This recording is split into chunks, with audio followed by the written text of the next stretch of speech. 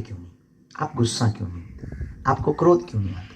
इसका मतलब ये नहीं क्रोध नहीं आता, क्रोध भी दो प्रकार का होता है, एक इंटरनल, एक बाहर वाला। कुछ लोगों का दिख जाता, कुछ लोगों का दिखता नहीं। लेकिन बहुत हद तक हमने प्रयत्न किया कि हमें अपनी मुस्कुराहट भागने नहीं देना। अब आप पूछोगे हाउ पॉसिबल, वो कैसे पॉसिबल हुआ? तो लोग हमसे पूछते हैं कि आप झंझलाते नहीं, आपके पास लोग इतना परेशान करने आते, आपको नहीं लगता मन ही मन कई बार आपको लगने लगता ये हमारे अधिकारी, हमारे बॉस हमारा हित नहीं चाहते, हमें छुट्टी नहीं दे रहे हैं, हमें ज़रूरत भी है? मन में कई बार ऐसा लगने लगता, कई बार विचार, फिर स्ट्रेस भी आता, फिर बहुत ज़्यादा एक आध कोई साथ में रहने वाला और शैतानी कर दे तो फिर और भड़बड़ा जाता शरीर। और कोई सच में अपने लिए हंस रहा हो दूर खड़ा, फिर यही लगता है ये हमारे ऊपर हंस रहा है। ये जो मन की गति है ये बड़ी खतरनाक है। ये मन कई बार ऐसी चीजों को सत्य मान लेता है जो सत्य होती नहीं। तो स्ट्रेस मुक्ति का सर्वोत्तम उपाय, या तो आप यहाँ व्यस्त बहुत रहते पर 12 घंटे की ड्यूटी करके आए, आप 5 मिनट मेडिटेशन करिए, ध्यान। जरूरी नहीं आप हनुमान जी का करो, राम जी का करो, आप जिनको मानते अपने गुरु का ध्यान करो, अपने इष्ट का, आराध्य का। हमारे सरदार परंपरा से जो है वो अपने गुरु ग्रंथ साहब का, जिनका भाव बने।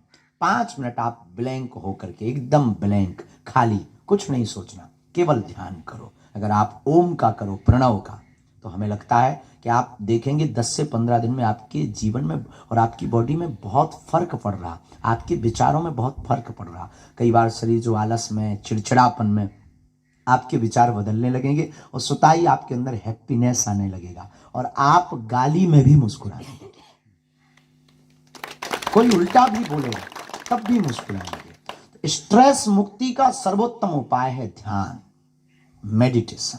5 मिनट, बहुत 1 घंटा नहीं, 2 घंटा नहीं, 5 मिनट ध्यान। और ध्यान का मतलब आंख बंद करना नहीं। ध्यान का मतलब हमारी मति जो कहती आंख खुले में ध्यान हो, बेहतरीन ध्यान। आंख खुली रहे और अपने आप को, मैं कौन हूं और इस पृथ्वी पर क्यों आए। और आपका तो निर्णय फिक्स हो गया है कि आप इस पृथ्वी पर राष्ट्र हित के लिए आए और पूरे राष्ट्र की जिम्मेवारी आपके ऊपर है। और आप मुस्कुराएंगे, मेरे प्रियजनों, हमारे परिवार के सदस्यों, हमारा भारत मुस्कुराएगा। आप स्वस्थ रहेंगे, हमारा भारत स्वस्थ रहेगा।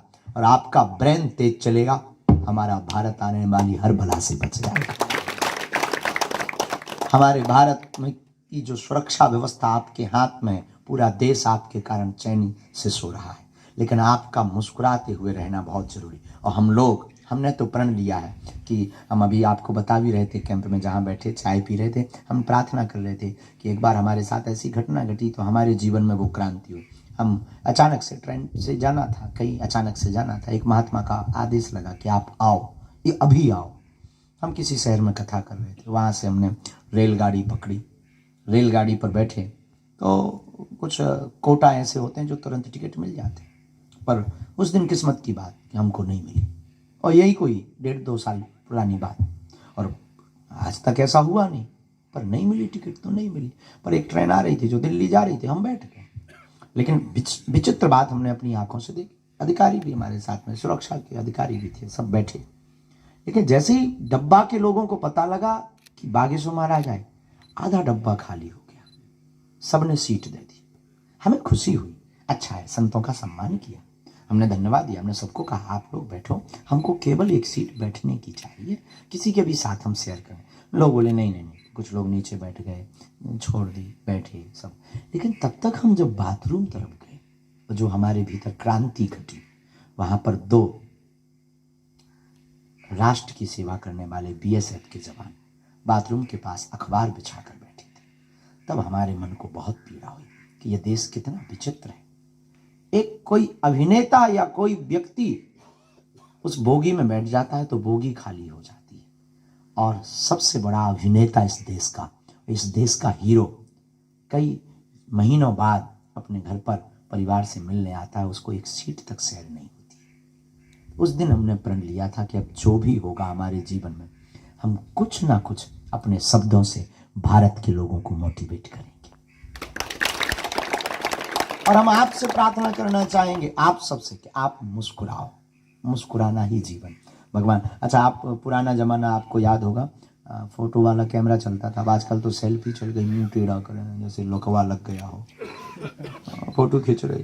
पुराने ज़माने में कैमरा का ज़माना होता था, तो हमने कैमरे के ज़माने में एक अच्छी चीज़, बहुत ऑब्जर्व वाले आदमी हैं, हमने ऑब्जर्व किया, जब किसी की शादी होनी होती तो एक दिन पहले कैमरा वालों को बताना पड़ता था, देख भाई शादी के लिए लड़की वालों को फोटो भेजनी है, कल टाइम पे आ जाना। दिन भर कैमरे वाले का इंतजार करते, 3-4 बार पाउडर लगाकर थोड़ा बाल वाल ठीक करके लड़की को थोड़ा गोरा बदन जाना चाहिए। कैमरा वाले के भी उन दिनों में बहुत साके पड़े थे, उनकी भी इज्जत बहुत बड़ी होती। वो आता था मस्ती से, फिर लेंस साफ करता था, फिर वो चाय पीता था, तो वो पूछता था फुल खींचूं या हाफ खींचूं। अरे भाई यार जल्दी कर, 3 बार पाउडर खत्म हो गया यार। तो उसके भी बहुत नखरे हुआ करते थे उस जमाने में कैमरा वाला, रील वाला कैमरा। फिर वो कहता था ठीक है खड़े हो जाइए, हम फिर तुरंत खड़े हो जाए। फिर वो कितना भी अनपढ़ गवार हो, वो अंग्रेजी का एक शब्द, प्लीज स्माइल। अनपढ़ गवार, हमारे गांव का छन्नू लाल आदमी, नाम उसका छन्नू लाल, अनपढ़, कभी स्कूल का मुंह नहीं देखा, लेकिन उसने कैमरा क्या खरीदा, प्लीज स्माइल बोलता था। और कभी वो अपना नाम नहीं लिख पाया ठीक से, वो प्लीज स्माइल बोलता था। वो हम लोग तुरंत, जैसे कैमरा वाला प्लीज स्माइल, हम लोग तुरंत दांत निकाल, बत्ती से बाहर, हम मुस्कुरा देते थे। अब वो तुरंत फोटो खींच देता था। फिर 2-3 दिन इंतजार करते थे, क्योंकि वो धुल कर आती थी। जब 2-3 दिन बाद फोटो आती थी, अपनी फोटो देखकर हम लोग हंसते थे, हो तेरी क्या गजब फोटो आई। विचार करिए, 1 सेकंड मुस्कुराने से जब चित्र अच्छा आ सकता है, जीवन भर मुस्कुराते रहिए, पूरी जिंदगी